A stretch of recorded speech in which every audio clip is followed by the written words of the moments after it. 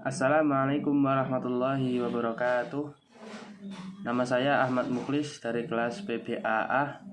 Di sini saya akan menyampaikan jawaban tugas UAS mata kuliah Ilmu Pendidikan yang berkaitan dengan lembaga pendidikan.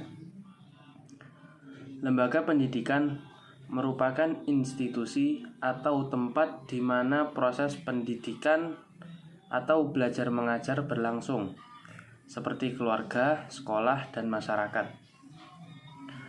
Lembaga pendidikan bisa diartikan sebagai sebuah organisasi yang dibentuk untuk menyalurkan ilmu pengetahuan serta budaya terhadap individu agar menjadi lebih dewasa dan dapat hidup dengan baik di masa depan.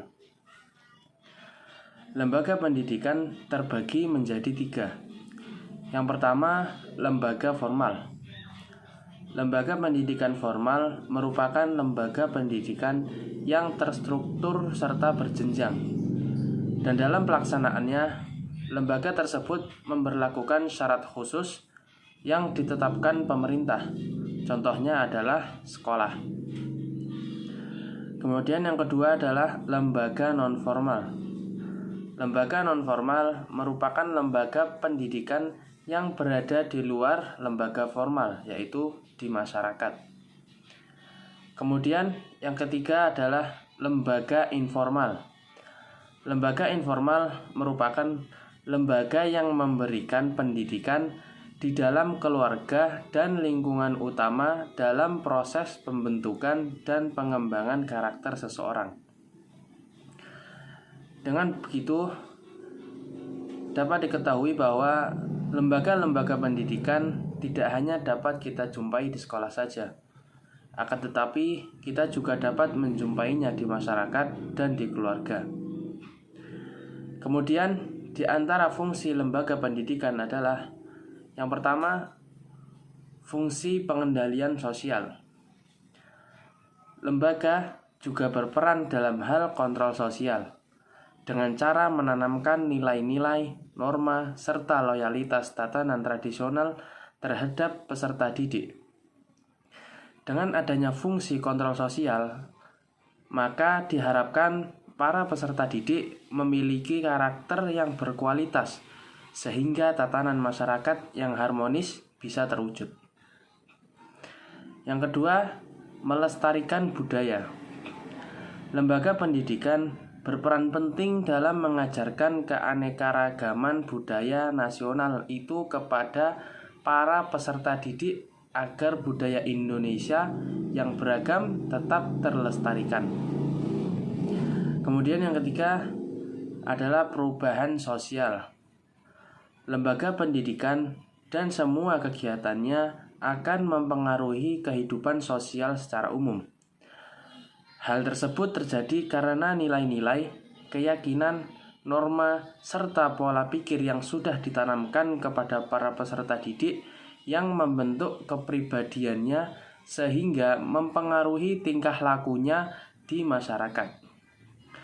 Lewat pendidikan, peserta didik akan mendapatkan kemampuan berpikir secara kritis, mandiri, serta tak mudah menyerah menghadapi rintangan.